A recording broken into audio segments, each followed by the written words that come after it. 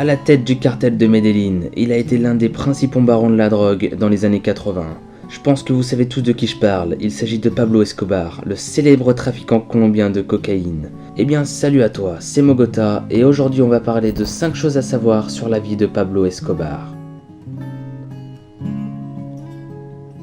Numéro 5. L'achat d'une île pour faire transiter sa cocaïne. Au début de son trafic, personne ne se soucie réellement des risques de la cocaïne. À Miami, seul le cannabis inquiète les autorités américaines. Au début des années 80, faire passer de la drogue de Colombie vers les États-Unis par voie aérienne était assez simple. Au fur et à mesure, les choses se corsent pour Pablo Escobar. Même Ronald Reagan en personne prendra la parole publiquement pour lutter contre ce trafic. Du coup, Pablo se voit obligé de trouver une nouvelle astuce pour faire transiter sa cocaïne vers les États-Unis. Il achètera tout simplement l'île de Norman Cay.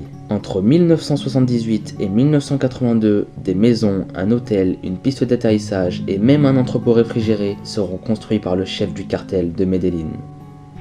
Numéro 4. Le Robin des Bois. Malgré ses activités illégales, Escobar a énormément œuvré pour les pauvres de Colombie. Il a notamment financé des églises et des hôpitaux, créé des programmes de distribution de nourriture, bâti des parcs et des stades de football, ou encore construit des milliers de maisons. Toutes ces activités en faveur des pauvres lui ont valu le surnom de Robin des Bois. Numéro 3. L'attentat aérien. En guerre contre le gouvernement colombien et sa politique d'extradition de narcotrafiquants dans les prisons américaines, Pablo Escobar a tué pas moins de 3 des 5 candidats à la présidentielle colombienne de 1989. Sa tentative de meurtre sur César Gaviria prend des proportions terribles. Il commandite un attentat sur le vol 203 Avianca et tue 110 personnes. Gaviria n'est pas monté à bord et sera élu président en 1989. 5 minutes après son décollage de l'aéroport de Bogota, une bombe explose. Numéro 2. Sa propre prison. Après cet attentat, Pablo Escobar commence à perdre l'appui du peuple. En tuant des juges, des politiciens et même des journalistes, il sème une terreur sans nom et passe de Robin des Bois de Medellín à terroriste sanglant. Le narcotrafiquant finit par obtenir un accord avec le gouvernement colombien. Il obtient le droit d'aménager sa propre prison, surnommée la cathédrale.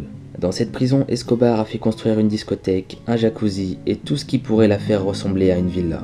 Un vrai club de vacances. Il put alors régner sereinement sur son cartel, d'autant qu'il avait négocié que les autorités ne puissent pas s'approcher à moins de 20 km de la prison. Si toutes les prisons seraient comme ça, je pense qu'il y aurait beaucoup plus de criminels. Numéro 1. Le bras droit libéré. Un des bras droits historiques de Pablo Escobar, le surnommé Popeye, a été libéré en août 2014 après avoir passé 23 ans en prison en Colombie. Il avait été arrêté en 1989 pour le meurtre du candidat à l'élection présidentielle Luis Carlos Galán. Il était d'ailleurs le tueur attitré du chef du cartel de Medellín.